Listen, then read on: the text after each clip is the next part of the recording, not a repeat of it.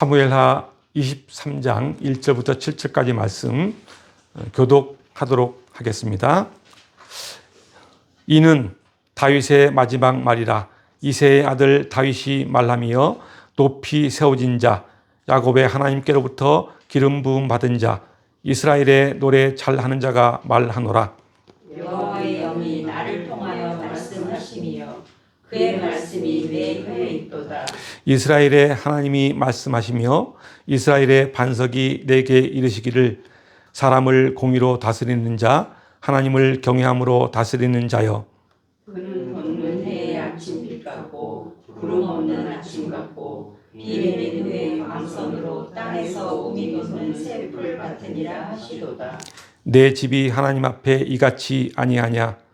하나님이 나와 더불어 영원한 언약을 세우사 만사에 구비하고 견고하게 하셨으니 나의 모든 구원과 나의 모든 소원을 어찌 이루지 아니하시랴. 그러나 사악한 자는 다 내버려질 가시나무 같으니 이는 손으로 잡을 수 없으리로다. 다 같이 하겠습니다. 그것들을 만지는 자는 철과 창자루를 가져야 하리니 그것들이 당장에 불살리리로다 하니라. 아멘. 여러분 모두가 주 안에서 풍성한 주일이 되시길 바랍니다. 가을이 가고 또 이제 겨울이 다가오는 이 시기입니다. 떨어진 낙엽과 또 추수가 끝난 들판을 바라보느라면 우리의 마음이 허전합니다. 그럼에도 우리 안에 풍성한 마음이 식지 않는 것은 우리 안에 내주하는 성령 하나님이 있기 때문입니다. 오늘은 추수감사절 예배를 드립니다. 우리의 마음에 늘 풍성함을 주신 그 하나님께 감사와 영광을 올려드립시다. 그리고 오늘도 우리의 예배를 받아주시고 우리의 기도에 응답하시는 하나님의 은혜에 감사하며 예배에 참여하는 여러분이 되시길 바랍니다. 성경을 보면은 다윗에 대한 내용이 의외로 상당히 많이 나옵니다. 다윗을 언급한 성경은 오늘 우리가 읽은 이 사무엘하뿐만 아니라 사무엘상 후반부부터 사무엘하 전체가 다윗에 대한 기록이라고 보면 됩니다. 그리고 시편 150편 중에서 73편이나 되는 것이 바로 다윗이 쓴 시입니다. 다윗은 이스라엘 왕 가운데 최고의 왕으로 대접받았습니다. 그런데 성경 사무엘하를 보면은 다윗의 영화로운 면보다는 그가 저지른 범죄와 시련에 대한 기록이 훨씬 더 많습니다. 이 말은 최고의 왕으로 대접받았던 다윗도 어쩔 수 없는 인간이며 인간은 연약하기에 잘못을 저질 수 있고 동시에 구원받아야 할 존재라는 것을 보여줍니다. 우리도 마찬가지입니다. 우리는 모두 연약하여 범죄할 수밖에 없고 그로 인하여 하나님의 징계를 피할 수 없으나 그럼에도 하나님은 우리를 사랑하셔서 우리를 버리지 않으시고 영원한 구원에 이르게 하신다는 사실을 우리 모두는 기억해야 합니다. 오늘 본문은 다윗이 인생의 말년에 하나님의 언약에 대한 섭리와 인도하심을 찬양하는 내용으로 되어 있습니다. 오늘 본문 1절을 보면은 다윗의 마지막 말이라고 언급하고 있습니다. 이 말은 다윗이 생애 말기에 지금까지 살아온 자신의 삶을 되돌아보면서 하나님의 인도와 섭리에 자신을 온전히 맡기겠다는 일종의 선언과 다짐이라고 볼 수 있습니다. 다윗의 삶을 들여다보면은 다윗은 하나님의 도우심으로 사울 왕의 집요한 추적 그 끝에서 벗어나 목숨을 보존했을 뿐만 아니라 이스라엘 왕이 되어 이스라엘을 괴롭히던 이방 나라를 정복하여 나라를 안정시켰습니다. 그러나 그는 밧세바와의 간음과 그것을 숨기기 위해 밧세바의 남편 우리아를 살해하는 범죄를 저질러 하나님의 징계를 받는 큰 시련을 겪기도 합니다. 그러나 이러한 모든 과거를 뒤로하고 자신의 삶을 관조할 수 있는 생애 말년이 되어 하나님의 나라와 하나님의 통치에 순복하고 메시아 왕국을 대망하며 하나님을 찬양하고 있습니다. 1절 후반부를 보면은 자신을 이새의 아들이라고 말하면서 자신이 이스라엘의 왕이지만은 만왕의 왕이신 하나님 앞에서는 보잘것없는 비천한 신분이라는 것을 스스로 밝히고 있습니다. 그러니까 하나님의 은혜로 보잘것없는 목동 출신인 자신이 이스라엘의 왕이 되어 믿음의 눈으로 하나님을 바라보게 된 것은 모두가 하나님의 은혜라는 것입니다. 그것을 감격하며 찬양하고 있는 것입니다. 다윗은 자신을 높이 세워진 자, 그리고 하나님께 기름 부은 자라고 말합니다. 이 말은 하나님 앞에 거룩하게 구별된 자로 가장 존귀한 자가 되었다는 이야기입니다. 그렇습니다. 다윗은 일개 비천한 목동에서 하나님의 은혜로 높임을 받는 이스라엘의 왕이 되었습니다. 그 비결은 다름 아니라 본문 1절 마지막 부분에서 말하는 것처럼 이스라엘의 노래 잘하는 자였기 때문입니다. 즉 하나님을 항상 찬양하고 하나님을 높이며 살았던 그 삶이 그 비결이라는 것입니다. 하나님은 당신을 높이는 자를 기뻐하시고 그를 높여주십니다. 요셉의 경우도 그러합니다. 요셉은 하나님을 높이고 하나님의 뜻대로 살고자 애를 썼습니다. 그러자 하나님은 그를 버린 자처럼 두셨다가 정한 때가 되자 요셉을 지극히 높은 자리에 올려두셨습니다. 우리는 세상을 살면서 스스로 높아지려고 무던 애를 씁니다. 그러나 우리가 스스로 높아지려고 애쓴다고 해서 높아지는 것이 아닙니다. 애만 쓰다가 좌절의 쓰라림을 맛보는 경우가 얼마나 많습니까? 사무엘상 15장을 보면은 하나님께서 사울을 왕으로 세우셨는데 사울은 자신이 왕이 된 후에 교만함이 발동하여 하나님의 명령에 불순종하고 탐심을 부려 결국 멸망을 자초하게 된 사건을 기록하고 있습니다. 사무엘상 15장 2절과 3절 말씀입니다. 만군의 여호와께서 이같이 말씀하시기를 아말렉이 이스라엘에게 행한 일, 곧 애굽에서 나올 때에 길에서 대적한 일로 내가 그들을 벌하노니 지금 가서 아말렉을 쳐서 그들의 모든 소유를 남기지 말고 진멸하되 남녀와 소아와 젖 먹는 아이와 우양과 낙타와 나귀를 죽이라. 하나님께서 사울 왕에게 아말렉을 쳐서 그들의 모든 소유를 남기지 말고 죽이라고 명령하고 있는 것입니다. 그런데 사울은 그 명령에 불순종하고 좋은 것만 남기고 하찮은 것은 진멸하는 어리석은 그 범죄를 저지릅니다. 사무엘상 15장 7절부터 9절 말씀입니다.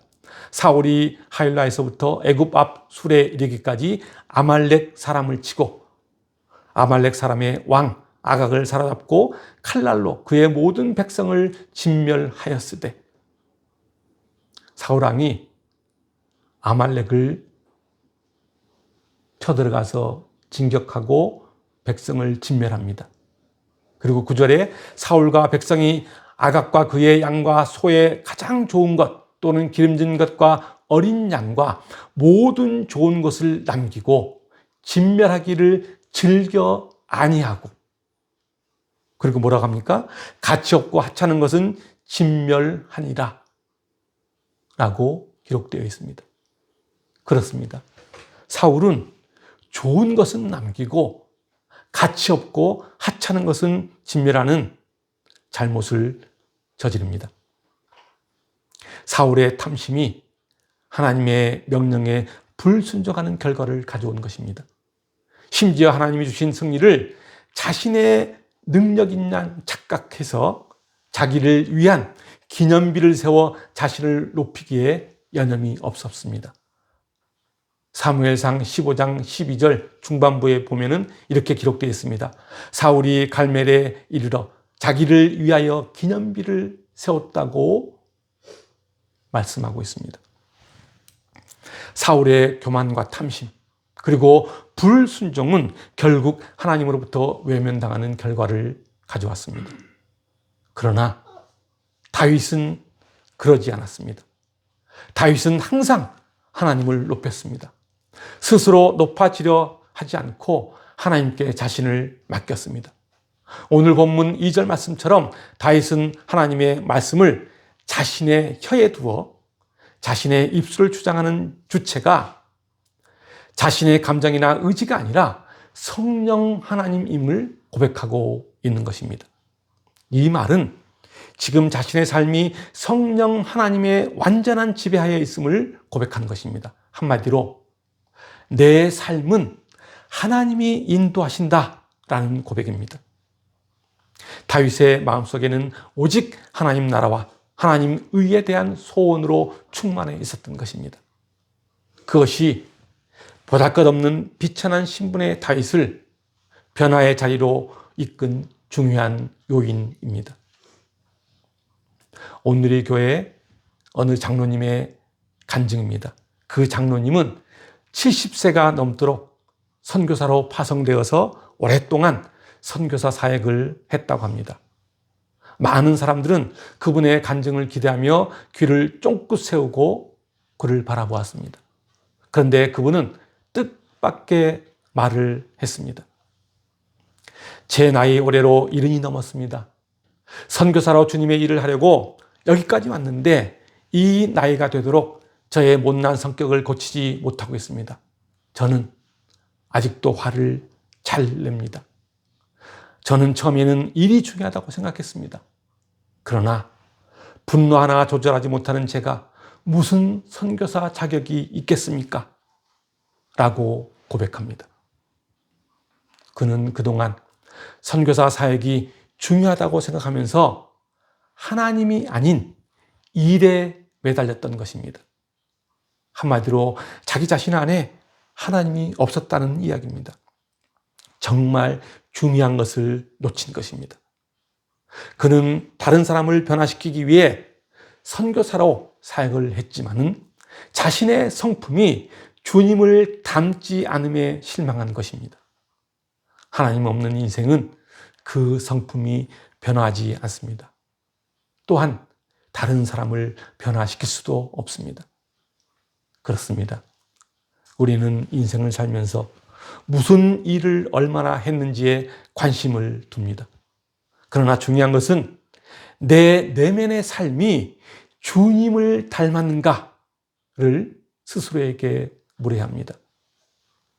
사울은 자신이 무슨 일을 얼마나 했는지에 관심을 두고 살았다면 사울에 이어 이스라엘 왕이 된 다윗은 자신이 무슨 일을 얼마나 했는지가 중요했던 것이 아니라 하나님 앞에 자신이 얼마나 순종하며 살았는지를 중요하게 생각했던 것입니다. 하나님의 말씀을 삶의 지표로 삼은 사람은 하나님의 뜻대로 살려고 애를 씁니다. 그것은 하나님의 마음에 합한 자로 인정받는 것입니다. 그래서 다윗은 그의 말씀이 내 혀에 있다고 2절에서 고백하고 있는 것입니다. 성령 하나님이 자신의 혀를 주관하시고 자신의 삶도 주관하신다는 선언입니다.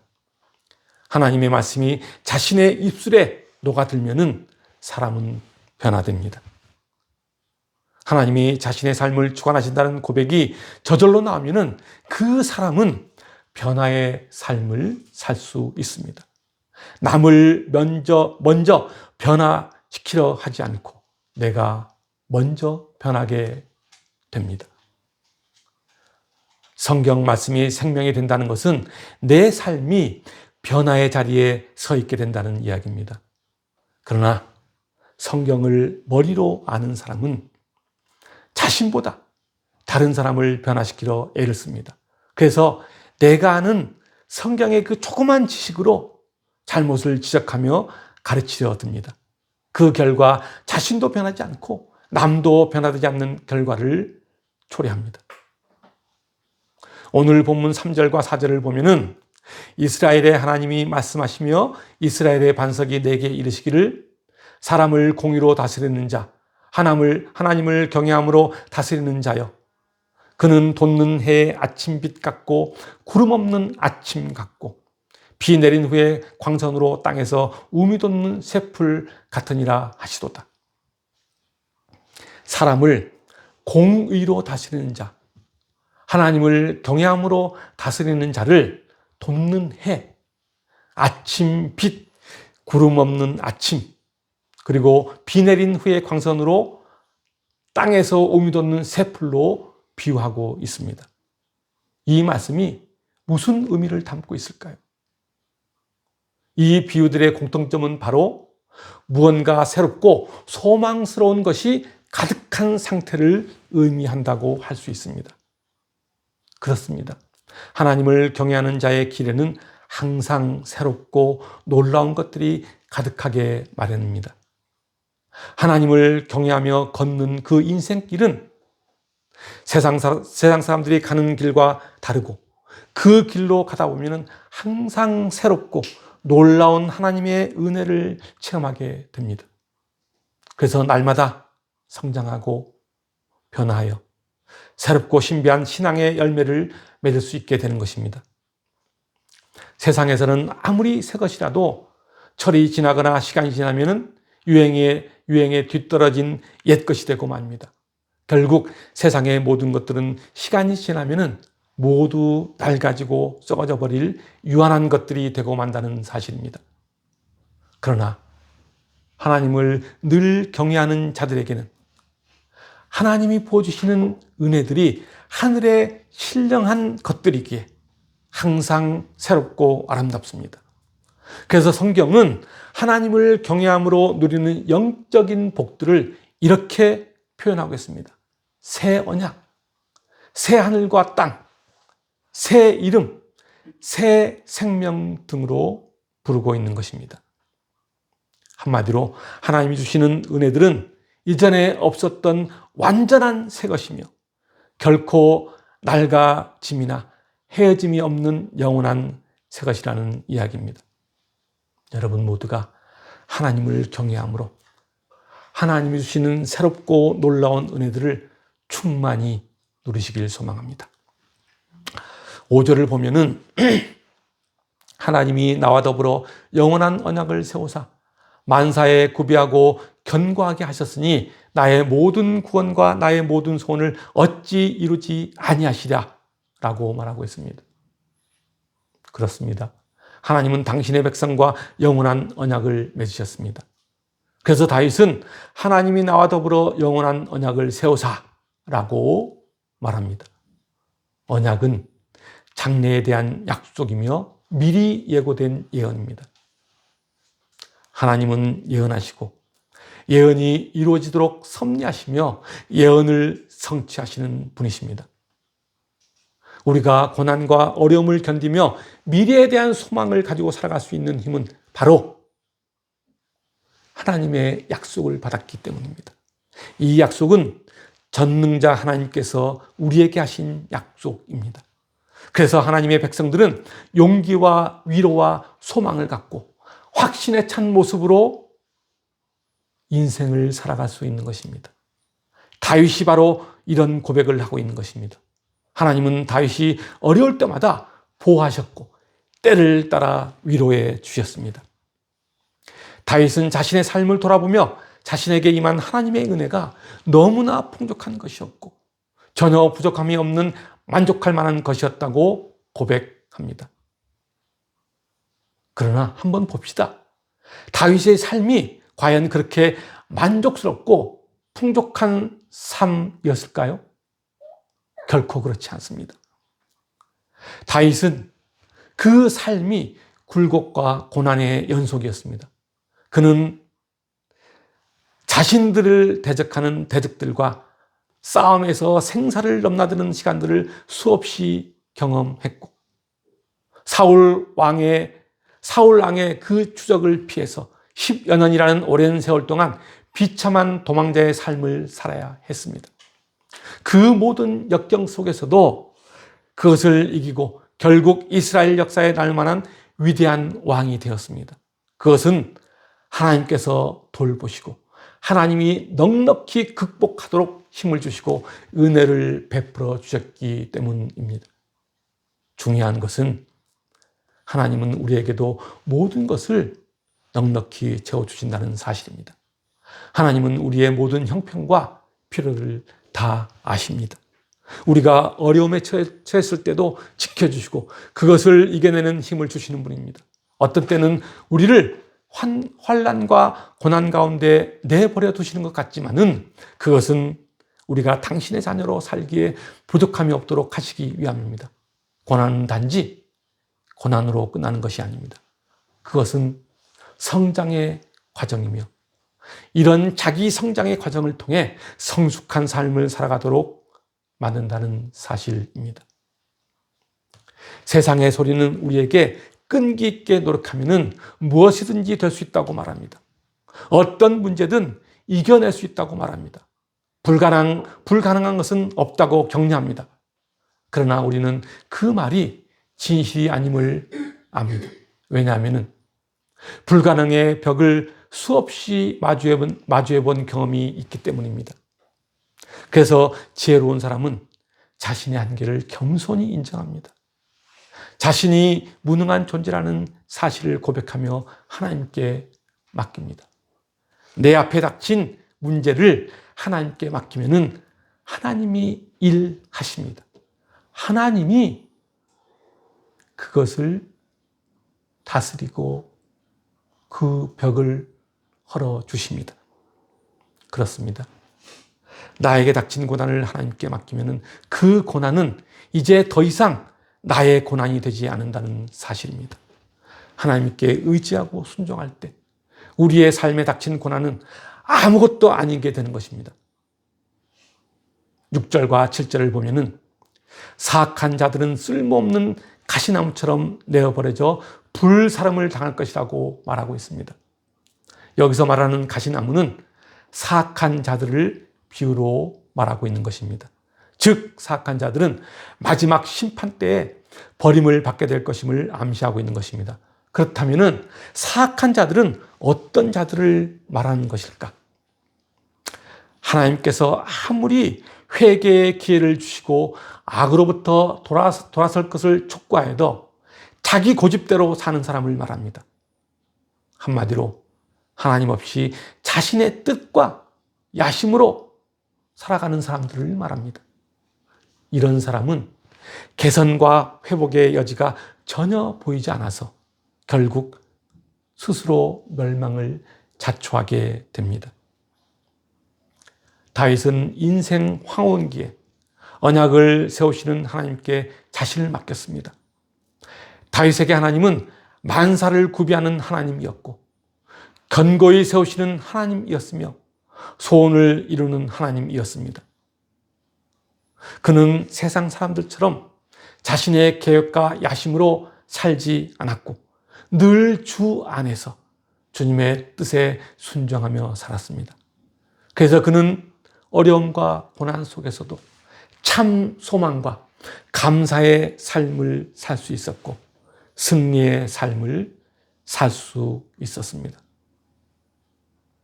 여러분 모두가 하나님께 의지하고 순종함으로 인생의 고난 속에서도 승리의 삶을 사는 아름다운 성도가 되시길 주님의 이름으로 축원합니다.